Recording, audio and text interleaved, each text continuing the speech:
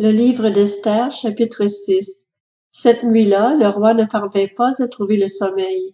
Il se fit donc apporter le registre des événements marquants, les annales, et l'on en fit la lecture devant lui.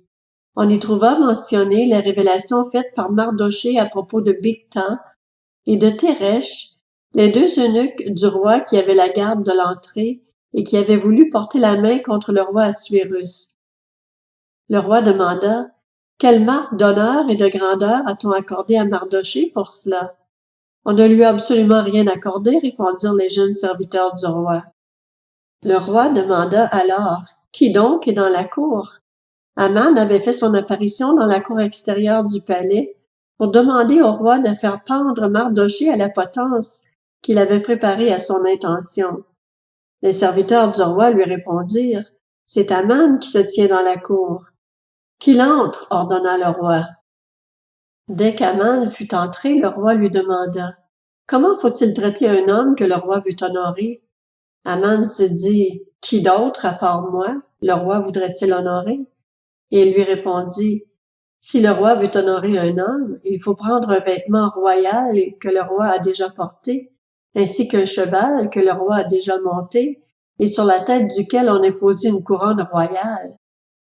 Il faut confier le vêtement et le cheval à l'un des plus illustres princes du roi, mettre cette tenue à l'homme que le roi veut honorer, le conduire, monter sur le cheval sur la place de la ville et crier devant lui: voici comment l'on agit pour l'homme que le roi veut honorer.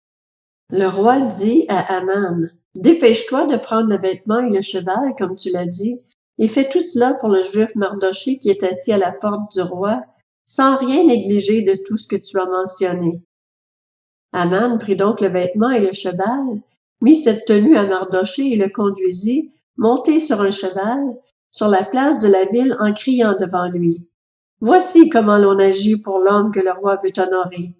Mardochée retourna ensuite à la porte du roi, tandis qu'Aman s'empressait de rentrer chez lui, dans une attitude de deuil et la tête couverte. Lorsqu'il exposa point par point à sa femme Zeresh et à tous ses amis tout ce qui lui était arrivé, ses conseillers et sa femme Zeresh lui dirent: si ce Mardochée devant lequel tu as entamé ta déchéance est un juif, tu ne pourras rien faire contre lui. Tu ne pourras que perdre la partie contre lui. Il parlait encore avec lui quand les eunuques du roi arrivèrent. Ils s'empressèrent de conduire Aman au banquet qu'Esther avait préparé.